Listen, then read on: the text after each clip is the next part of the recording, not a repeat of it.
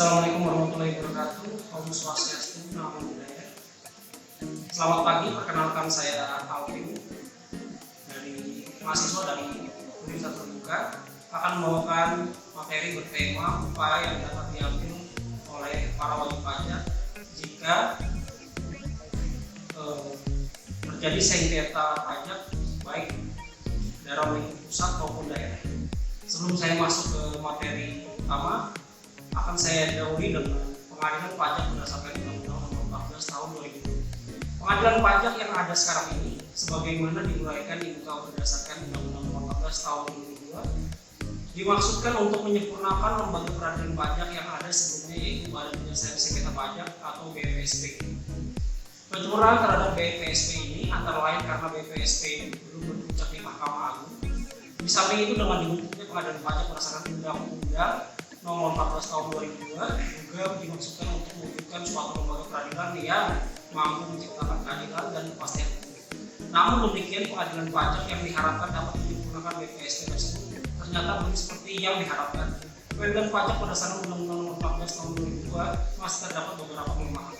Apabila di titik ketentuan yang terdapat dalam Undang-Undang Nomor 14 Tahun 2002 tentang pengadilan pajak, maka secara garis besar pengadilan pajak yang diatur dalam Undang-Undang Nomor 14 Tahun 2002 mempunyai ciri atau karakteristik sebagai berikut: pembinaan organisasi oleh Kementerian Keuangan dan Mahkamah Agung.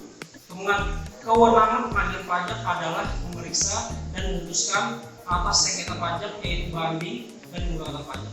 Objek sengketa pajak adalah keputusan pejabat yang berwenang. Subjek sengketa pajak adalah wajib pajak dan penanggung pajak dalam pejabat yang berwenang. Upaya hukum dalam sengketa pajak adalah banding, gugatan, dan peninjauan kembali. Pemeriksaan di pengadilan pajak dibedakan pemeriksaan dengan acara biasa dan acara cepat. Putusan pengadilan pajak adalah putusan tingkat pertama dan terakhir, dan sebagainya. Upaya hukum dalam sengketa pajak lingkup pusat. Kompetensi absolut pengadilan pajak antara lain adalah memeriksa dan memutus banding dan gugatan pajak. Di samping itu, kewenangan lainnya adalah melakukan pengawasan terhadap kuasa hukum yang memberikan bantuan terhadap para pihak yang bersengketa di pengadilan pajak. Berdasarkan praktik di lapangan, upaya-upaya hukum dalam sengketa pajak pusat saat ini meliputi: A. Keberatan. Salah satu upaya hukum yang dimiliki oleh wajib pajak apabila diperlakukan tidak adil oleh Fiskus adalah keberatan. Upaya hukum keberatan ini dapat dilakukan oleh wajib pajak apabila wajib pajak merasa kurang atau tidak puas atau suatu ketetapan pajak yang dikenakan kepadanya atau atas pemotongan atau pemungutan oleh pihak ketiga. Pada hakikatnya, keberatan merupakan upaya hukum biasa yang berada di luar pengadilan pajak yang diperuntukkan untuk memohonkan keadilan terhadap kerugian bagi wajib pajak. Wajib pajak dapat mengajukan keberatan kepada Direktur Jenderal Pajak atau Bea Cukai yang telah mengeluarkan surat ketetapan pajak melalui Kepala Kantor Pelayanan Pajak atau Bea Cukai. Dengan syarat-syarat antara lain, keberatan diajukan secara tertulis dalam bahasa Indonesia, memuat jumlah pajak yang tertuang atau terutang, ditujukan kepada pejabat pajak dengan alasan yang jelas dalam jangka waktu maksimal 3 bulan, dan sebagainya. Yang kedua, untuk upaya yang dapat diambil oleh wajib pajak jika terjadi sengketa pada pajak pusat, yaitu banding. Apabila wajib pajak telah menerima putusan Fiskus atau keberatan yang diajukannya, dalam arti wajib pajak menganggap sudah tepat keputusan Fiskus dan tidak melakukan upaya hukum lebih lanjut, maka selesailah sengketa pajak tersebut. Namun sebaliknya, apabila wajib pajak merasa kurang atau tidak puas terhadap keputusan Fiskus atas keberatan yang diajukannya, maka undang-undang memberikan saluran hukum lebih lanjut, yaitu dengan mengajukan permohonan banding. Upaya hukum banding dalam pengadilan pajak merupakan upaya hukum lanjutan yang dapat ditempuh wajib pajak atau penanggung pajak apabila tidak puas terhadap keputusan Direktur Jenderal Pajak atas keberatan yang diajukan. Upaya ketiga adalah gugatan. Upaya hukum lainnya di samping upaya hukum banding dalam sengketa pajak, wajib pajak juga diberikan upaya hukum pengajuan gugatan. Berbeda dengan banding yang merupakan upaya hukum lanjutan yang dapat ditempuh wajib pajak atau penanggung pajak apabila tidak puas terhadap keputusan Direktur Jenderal Pajak atas keberatan yang diajukan. Gugatan adalah upaya hukum yang dapat dilakukan oleh wajib pajak atau penanggung pajak terhadap pelaksanaan penagihan pajak atau terhadap keputusan yang dapat diajukan gugatan sebagaimana diatur dalam peraturan perundang-undangan perpajakan yang bersangkutan. Perbedaan antara gugatan dan banding adalah mengenai mengenai hal-hal yang menjadi objek sengketanya. Perbedaan perhitungan pajak atau interpretasi dalam peraturan perpajakan berpotensi menimbulkan sengketa antara wajib pajak dengan fiskus. Sengketa pajak tidak hanya dapat terjadi dalam rezim pajak pusat saja, tetapi juga pajak daerah. Penyelesaian sengketa pajak daerah dilakukan melalui proses keberatan dan banding secara bertahap berdasarkan pasal 103 dan pasal 104 Undang-Undang Nomor 28 Tahun 2009 tentang pajak daerah dan restitusi daerah atau disingkat Undang-Undang PDRD. Upaya pertama yaitu adalah keberatan juga, tapi dalam konteks daerah. Merujuk pada pasal 103 ayat 1 Undang-Undang PDRD, wajib pajak dapat mengajukan keberatan hanya kepada kepala daerah atau pejabat yang ditunjuk atas keluarnya surat tertentu. Adapun surat yang dimaksud ialah surat pemberitahuan pajak utang atau SPPT, surat ketetapan pajak daerah (SKPD), dan surat ketetapan pajak daerah kurang bayar (SKPDKB).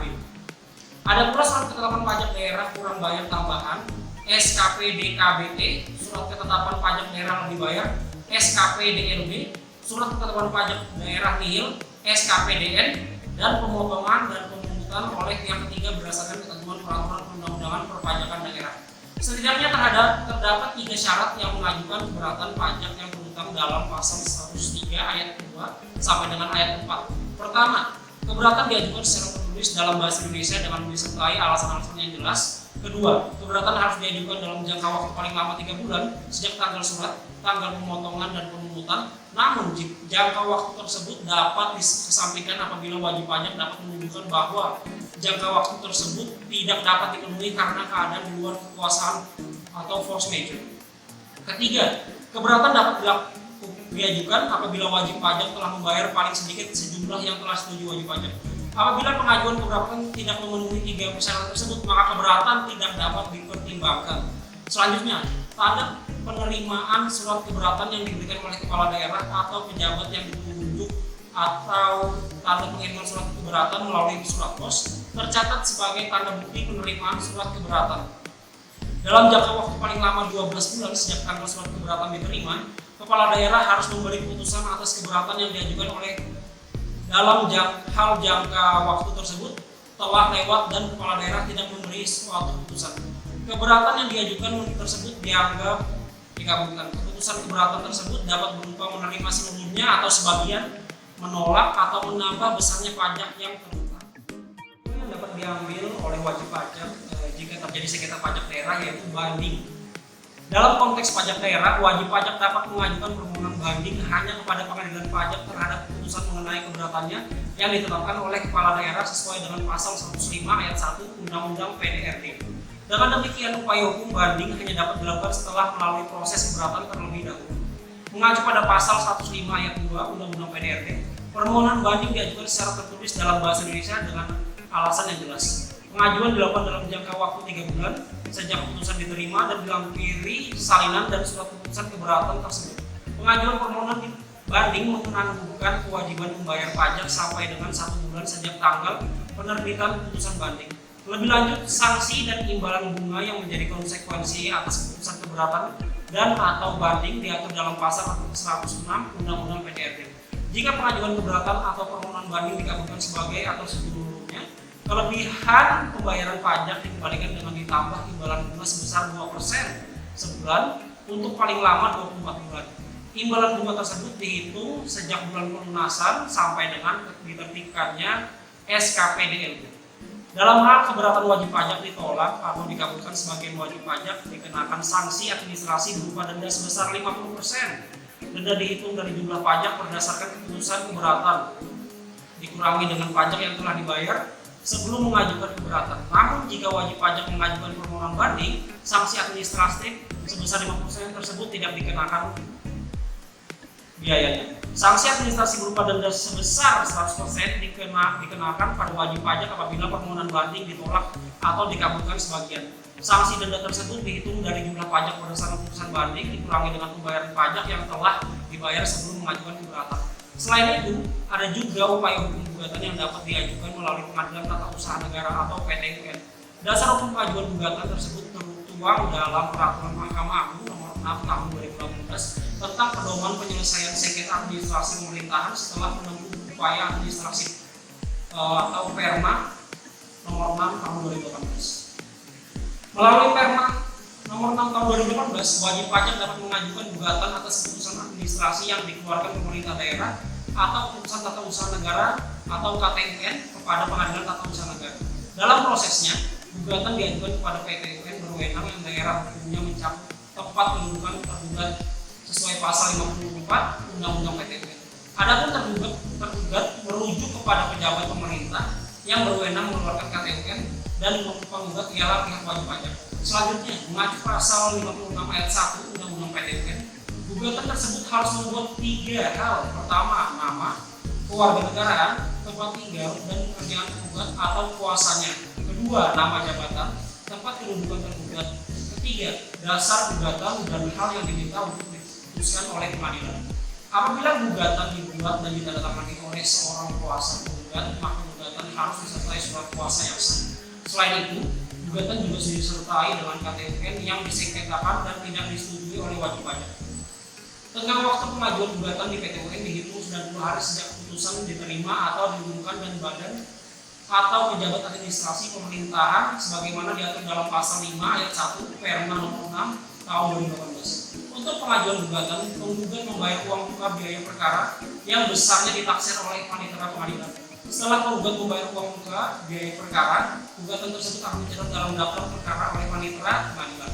Selanjutnya, paling lama dalam jangka waktu 30 hari, hakim akan menentukan waktu dan tempat persidangannya.